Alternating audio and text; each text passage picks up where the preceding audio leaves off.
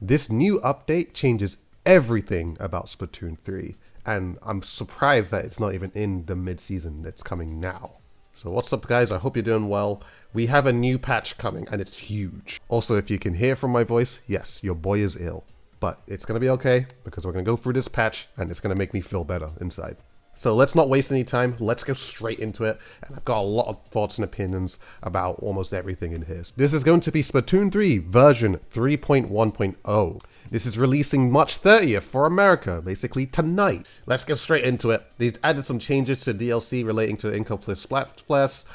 Basically, I assume it's the new music and all that type of jazz, but either way, let's get straight into the good stuff. And that is the multiplayer changes, which is all the weapon buffs and the weapon nerfs and all that type of stuff. So let's go. So the first one is the Splattershot Nova. Movement speed while firing is now about 10% faster. Ink splatters will now fall around the player's feet more easily. Now, really good buff. The movement speed is actually something I didn't even see coming, but a 10% buff, I mean, that's really good for the Splattershot Nova. It's going to be even quicker than it once was before. The ink splatters, always really nice. I've kind of like advocated for like almost every single weapon in the game to have better ink splatter over the feet, because sometimes it's just so annoying just to like look down all the time just to make sure that there's ink on your feet, and especially when you're fighting, it's really helpful. But for the Splattershot Nova, that's always really nice. There's actually a couple of other things that are also buffed that I feel the Splattershot Nova can actually take full advantage of, but let's go straight into it even more. For the Lunar Blaster, there's been an increased radius of the explosion area that deals 70 damage by about 50%. No changes to the radius of the area that deals 50 damage. Now this basically just makes the Lunar Blaster just a little bit more consistent than before, especially when you're closer to hitting people. You might find that you finish things off more consistently, but it's not an increased radius of the actual explosions, just to make that very clear. For the big swing roller, they've adjusted the damage fall-off rate based on the vertical swing distance, making the amount of damage fall off more gradually than before.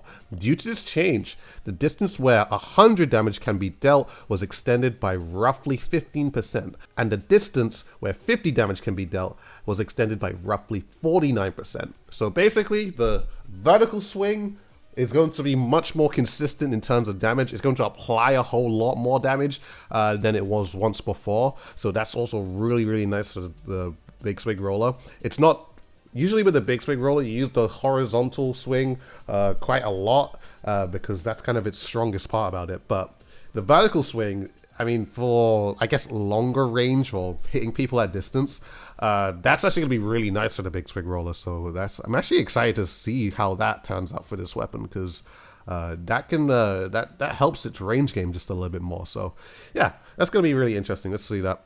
For the Snipewriter 5H, maximum damage has been increased from 60 to 68. Now, not really sure how this will change much for the Snipewriter. I mean, I've kind of said it myself that the Snipewriter is kind of that kind of weapon where it's just like, it's not horrible, but it's just like every single other charger is just, you might as well just use that. That's what I'm saying. So, I mean, a damage buff is a damage buff, and that's always nice to see. I'm not too sure how this will change things, but we'll just have to wait and see, right? The Slosher received a pretty nice buff, adjusted the damage fall-off rate when players attacked someone vertically lower than them, making it more difficult for damage to decrease. Due to this change, the minimum amount of damage dealt to an opponent will be 50 damage. Now that's actually a really good change. If you guys didn't know, for the Slosher and Tri-Slosher specifically, if you're on a higher level compared to someone else, the amount of damage that you inflict on someone lower than you will actually be lower than its actual maximum damage that it applies when someone's on the same level. But with this, it's going to make it so that you're going to be able to apply a little bit more damage than you once were before. So two-shotting from a higher level might actually be a whole lot more consistent, which is actually really nice, specifically for the Slosher. A minimum amount of damage being 50, that means, actually no, that really just means that you will always be two-shotting with this weapon, even if you are higher than them, unless they recover ink or recover health quicker enough. So that's actually really good for the Slosher. This is a really good buff for the Slosher. It actually changes the whole thing. That means that the Tri-Slosher is going to be the only Slosher at higher ground that applies less damage. So that's a really good buff. I like that one.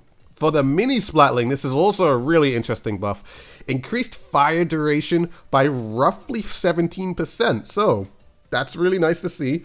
Basically, the mini Splatling is going to fire just a little bit longer, so that suppression coming from this weapon is going to be much more like prevalent. I actually always felt that that was kind of an issue with the mini Splatling. It's just that sometimes it just doesn't feel like it fires enough. So it's actually really nice to see that they actually can also see that too, and they give the weapon a buff that it rightfully deserves. So yeah, I wonder if this will actually make it a little bit better at fighting, because I feel like that's kind of one of the problems the mini Splatling kind of like sucks at. To say it lightly, I don't feel like the mini Splatling fights that well compared to other weapons in the game, or it doesn't fight as well like it used to, at least in how it did in Splatoon 1. I guess sort of in Splatoon 2. So yeah, it's really interesting buff. I do like this for this weapon, so I can't really say much until we actually try that ourselves, but I think that's going to be a really solid buff for the mini Splatling. The Dapple Dualies shorten the amount of time it takes for a player to be able to act after a dodge roll by roughly 0.06 seconds. So this basically is the amount of time you're able to like move after you've done your dodge rolls. So you'll be able to basically apply different actions after you finished your dodge rolls. So this basically makes the Dapples just a little bit more faster than it once was before, which is really nice. Really excited for that one. I think this exact same thing has actually happened to the Splat Dualies too. Increase the dodge roll movement speed, shortening the amount of time it takes to move by roughly 0.6 seconds. Really nice for the weapon, just to make it a little bit faster than what it was before. So less sluggish dualies, that's definitely a win, and I think that's going to be really good. For the REEF-LUX 450, made the angle of diffusion narrower depending on the amount of charge, making it easier to focus on attacking a single area. Movement speed while charging is now increased by about 10% as well. So from what I'm seeing from this, I assume what this means is that the how close or how narrow the 3 bullets that come out of the REEF-LUX has become just a little bit more narrower. So I assume when you full charge and you actually try to attack someone with that full charge, it will be a whole lot more consistent, and you might be able to hit your one shots a little bit more consistently. I think that's what it means. Correct me if I'm wrong. And of course, the movement speed buff, 10% faster, just like the Nova Splattershot. Really nice to see. So if that is the case, and then also the movement speed buff, that's actually a really good buff for the REEF-LUX. So I wonder how that will change it, and maybe actually make it a little bit more usable, especially the amount of paint of coverage this thing does. So it might even feel like a little bit more like a Scriffer if it does hit its one shots more consistently too. So we have to see that one in due time. And that's basically it for the main weapons. We are now moving on to sub-weapons. So the angle shooter roughly doubled the radius of the ink splatter that occurs when it hits terrain. So basically the angle shooter paints even more than it did. It actually, last patch I believe, it actually got a painting buff. So now they doubled it again. So yeah, that's really interesting for this thing. So the Burst Bomb, right, so this one's a really interesting one, and this is basically the splash nerf that we were kind of waiting for, or one of them that kind of affects the splash quite a lot. So they have increased the amount of ink consumption from a standard ink tank from 40% to 45% if the player doesn't have Ink Saver Sub ability equipped. The amount of ink consumed from the maximum numbers of ability equipped will not change. Okay, so that's basically normal stuff. Normally people don't even wear Ink Saver Sub with their Burst Bombs because Burst Bomb is so ink efficient at the same time, but now they've made it less ink efficient, and that will probably help quite a bit actually, to make it so that burst bombs aren't as spammable as they once were before. I think now people might actually have to consider putting some ink saver sub for their splash, and not even only just the splash, but things like the Splatana Stamper, which is also a really strong pick in today's meta too. That's actually going to hurt that weapon quite a lot. I think Splash will still be played because it can paint crazy amounts and it'll still be able to get its crab tank, but Burst Bomb is definitely going to hurt a little bit more, because now you're going to have less ink to be able to use after you throw them a bunch. So yeah, really good change, really good change. And I think that really does help make Splash weaker, and you know, we'll just have to wait and see how that really does affect the Splash when this patch comes out today. And that's all for the sub weapons. Now we're going for the special weapons, which also have some really interesting changes. I think the special changes probably have the most interesting changes, so let's just right into it. The ink vacuum. Increase the radius of the outer perimeter when vacuuming up ink by roughly 10% to cover a larger area than before. This is something that I did not see before for the ink vacuum. Actually, to be honest, I didn't even see this in the patch notes when I looked at it the first time. Not gonna lie. I mean, the ink vacuum having a much larger radius to be able to cover ink or suck up ink and all that sort of stuff. So that's also really nice to see. And I don't know how this will change much. But if it's like huge and like it completely defends a whole lot more than we once saw before, this could be huge. So I'm kind of looking at the ink vacuum weapons now just to see if there are any that, you know, could really utilize this. I'm thinking like Rapid Pro and Splat Charger and all that type of stuff. So yeah, interesting patch. So for the Tacticooler, increase the initial setup speed when throwing the Tacticooler by roughly 33% to enable it to be able to set up farther than before, and then roughly double the horizontal radius of the area where players can drink a beverage. Now, I like this, but also kind of don't like this. The setup speed, that's cool. I don't have no problem with that. But increasing the radius, I can understand, okay, it's kind of like a thing where you can now take a beverage, drink, wherever you want to call it, from a further position than you were before. But what if there is like a time where like, okay, someone throws a Tacticooler down and you don't want to take it, but just cause it a buff, or is it a buff? It just like enables you to now be powered up. Like once if it's a thing where you don't want to be powered up, you want to play stealthy, but like someone threw a Tacticooler near you, and now they're forcing you to have a drink, and it's just like, oh, I didn't want this. So maybe it might not be like that at all. I hope it's not like that, because I'll be holding the squid button as much as possible. But yeah, it's a good buff, but also could be seen as a bad buff at the same time. But we'll just have to wait and see. But the setup speed, really, really good, makes it a lot quicker. For the Reefslider, they've increased the amount of damage dealt from 60 to 70 when getting caught in an explosion at long range, and increased the radius of that area by roughly 17%. Wow, okay. Increased the radius of the ink splatter from the explosion by also 21%. So, dang, okay, that's a huge buff for the Reefslider. Not only did they increase the long range damage, but the radius is even bigger, and the amount of ink that it's going to splatter around is even bigger. So Reefslider is just like huge now. There's no other way to say it. It's like huge. Like I'm thinking like Tetris, the Dapple's Nouveau, really benefiting from this patch right now. That's huge for it, because you have to kind of think about it like this.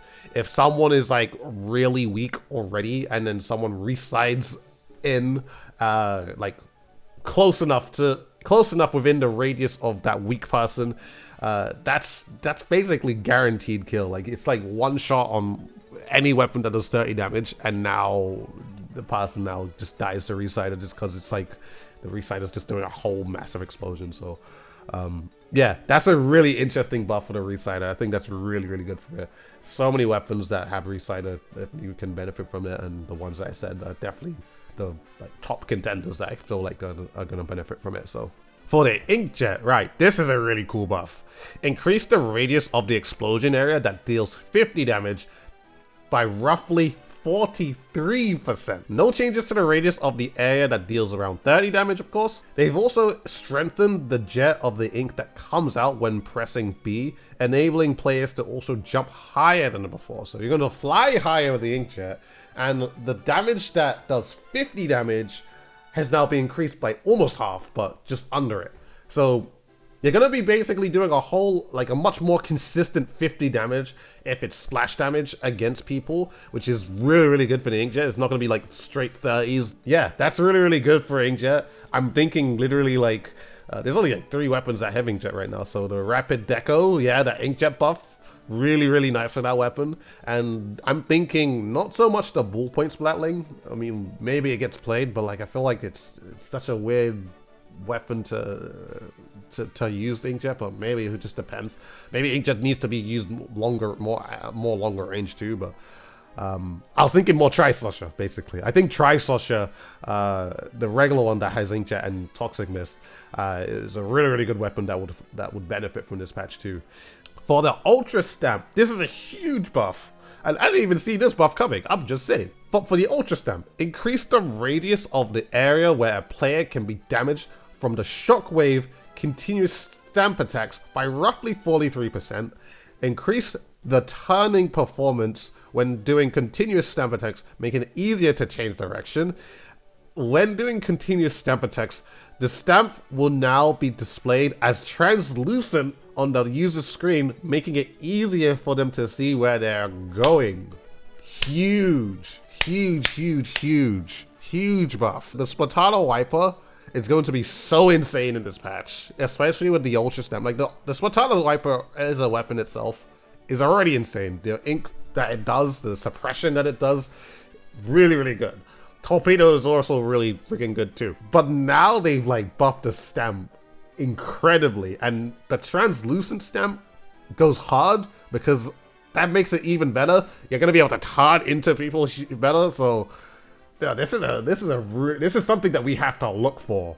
This is gonna be something that you have to look for. I think the Tana Wiper is definitely going to see a whole lot more play, and just Ultra Stamp weapons in general. I think they will also help in terms if it's like initial initiation.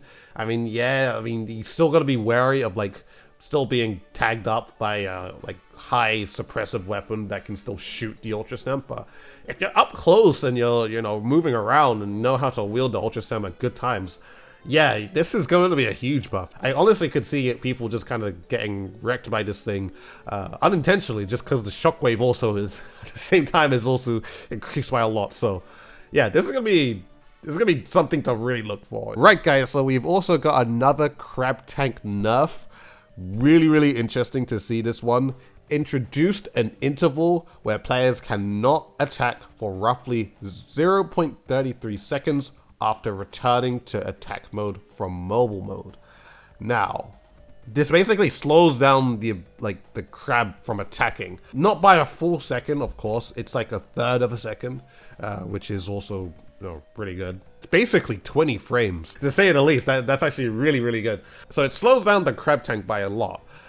Just to also see, they've increased the amount of time it takes for players to act again after the special ends. So not only that when you're from mobile, moving around, and then to attacking, it's just that when the Crab Tank ends, it's like you have that end lag, like you use the Kraken afterwards. So it's just like, you're a whole lot slower, and you got to be really careful with like how you dismount out of your Crab Tank. Now, you always have to use it in like a decent spot.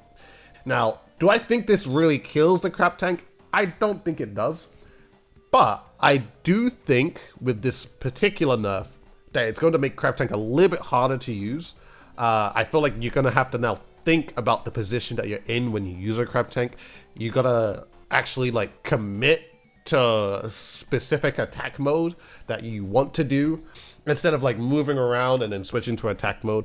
Like, I think this will also affect when you're rolling around and then like you come out the Crab Tank and then you do the bomb attack from the Crab Tank.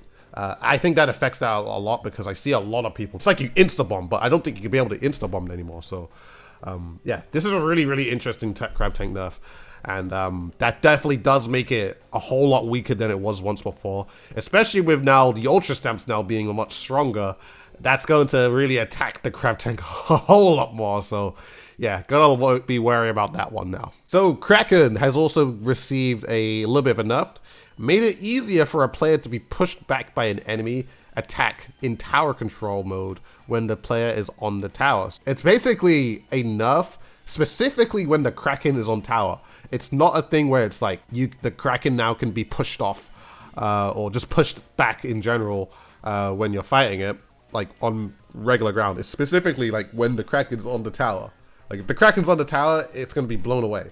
Made it so that the player will drop all their clams and power clams wherever they are when they use this special in Clam Blitz mode. This is an interesting one too. This is a really, really interesting one. I'm going to be very honest. it's a good nerf for it, and I think it's healthy for the game. But I don't think it completely like cures the biggest problem I see in Clan Blitz for Kraken. Because I think the biggest problem for Kraken in Clan Blitz is that you're able to Kraken first, and then like move right under the basket, and then just give free jumps, just cause you can, and nothing can stop that. I think that's an issue when it comes to Clan Blitz for when Krakens are being used. And I'm also going to be honest. Now, this is just something that I personally, is that when I'm playing Kraken in Clan Blitz, I always tend to throw my power clam on the floor and then Kraken, and like pass it to, like pass the ball to someone else, just so that I can apply that strategy. Especially when it comes to like playing in competitive. Like, think about it. You use your Kraken, and okay, if you're holding the power clam, cool. But the thing is, if you're being camped by everyone, they're going to be watching you after you dismounted your Kraken, even while holding the power clam. So you weren't really able to, like, against some decent coordination, you weren't really able to throw the power clam straight into the basket right after your Kraken. I mean, maybe in some cases you were, but that depends if you were even being looked at in the first place. Because if you won, then okay, that's just, you know, that's just error on the other team. That's a skill issue. It's healthy. You know, that's not bad, especially like if the push is decent. But I don't think this really solves that much in Clan Blitz. I think Kraken definitely is still going to be very, very prominent, and specifically people probably going to be promoted to actually do that a whole lot more in terms of their team play. So the next thing we're going through is the gear ability changes. So starting with sub resistance up. Damage from burst bombs and fizzy bombs, specifically those two, will now be reduced more than before, even with just a few gear abilities. The damage reduction from equipping the maximum gear abilities will not be changed. Okay. So this is good against weapons like Splash and Slosher Machine and Slosher. Because those three weapons are being really like used a whole bunch. So it's going to be like more necessity to put like maybe 2 subs or 1 sub of sub-resistant sub to fight against those burst bombs. Even when burst bombs are now a little bit weaker than before, this is going to fight against it just that little bit more, which is really, really good. So this makes it so that Splash and Splatana Stamper are a little bit more weaker instead of like spamming burst bombs. It's now a thing where like people can't spam the burst bombs as much as they could before. Now, as long as people are wearing a little bit more sub-resistance up, the burst bombs are going to be a whole lot weaker, and the fizzy bombs are going to be a whole lot weaker. So this is really, really good to be able to counterplay against that, and counterplay against like things like Splash. Now, I really hope that it really does a lot, because I really want it so that Splash is not really like a necessity, like all the time. And this gear ability buff is also really, really interesting. And this is opening Gambit. And I'm going to say like Splatoon 2 and Splatoon 3, opening Gambit, until this point, is probably one of the most irrelevant main perks in the entire game. Basically no one ever used. But with opening Gambit now, if a player splats or assists in splatting an enemy while this gear ability is in effect, the effect will now be extended by roughly 15 seconds. 15 seconds instead of roughly 7.5. Now, the 7.5 was one thing that they introduced in Splatoon 2, but 15 seconds is huge, huge, huge, huge. They've also made it so that the intensified gear ability will also occur when this gear ability is in effect. The effect will now equivalent basically 3 mains of intensify action. I'm not gonna lie, this is a huge buff for the opening Gambit. Do I think more people are gonna run it? No, they're not gonna run it in every single weapon. But I just have some ideas, ideas in my head of specific weapons that I feel that can really actually benefit from this. First of all, the Splattershot Nova. Splattershot Nova would be actually a good candidate to actually now use the opening Gambit. And now a lot of people might laugh at that statement and be like, no one uses the Nova anyway. But the Nova, with its point sensors, the amount you spam, as long as you throw enough point sensors to be getting as many assists as possible, like the 15-second time is just going to keep adding and adding and adding and adding and adding. So you're just going to be the superhuman squid all the time, which is actually really, really cool to see. I'm actually going to, this is actually the first thing I'm going to try out. I'm not lying. When this patch comes out, first thing I'm trying is opening Gambit. It's not the only thing that's also buffed up. It's the vanilla Splattershot Pro. And of course, on top of that, intensify action. You're jump shooting with the vanilla Splattershot Pro. If you're throwing those angle shooters and actually getting assists from that, that's going to buff it a whole bunch. And you're just going to be a superhuman squid at the same time. So this is actually sick. That's actually sick to see. Basically, if you're catching my drift, things that have angle shooter and things that have point sensor are going to be basically the things that are going to really benefit from having opening Gambit. As long as you're utilizing the abilities of opening Gambit. Like, I'm thinking maybe even Explosher. Like, if you have the strategy to throw a bunch of point sensors out with Explosher first, get that timer going, and like hopefully people are getting assists, and hopefully you can actually maybe get some kills for yourself. There might actually be a decent use case to use opening Gambit, basically. So yeah, this is huge. I really like this change. I really like this change for opening Gambit. Right, so the last ones that I really want to go through is just the 2 special changes. The Carbon Roller Deco has been changed from 200 to 190. Very interesting, because I always thought this Carbon Roller was already really strong, but hey, a little bit stronger. I guess it's because it has Trizuka, and like people kind of see Triple Ink Strike as a better Trizuka, but yeah. And 0.96 cal, 200, 200 to 10. Definitely could see that. Yeah, I'm not even surprised about that, so I don't think anyone should be really surprised on that. The sound effects from an opponent's Kraken are now easier to hear from distance, so that's cool. You can actually hear other Krakens farther away, and you know, you can be more prepared for it. But yeah, there are a bunch of really interesting changes. I think the direction that they're going with this game is really good. It's really healthy with the game. It's like they're buffing everything to make it contend with the current meta stuff. So it's really good to see that they're really trying to make things match it, and hopefully it really makes it so that things are like have different use cases, and you know, will entice people to actually use different things instead of just slashing the sloshing machine. So yeah. Let me know what you guys think in the comment section below. You better like this video, and you also better subscribe, because I'm doing this ill, and you know, I'm just saying, not a lot of people would try to do this ill, but your boy, I've got you guys, and I'll do it either way. So yeah, I appreciate you guys. Make sure you do everything I said, and look forward for this patch tonight. It's really going to be interesting. It changes almost everything, and yeah, I'm excited for it. Have a good one, and get ready for it.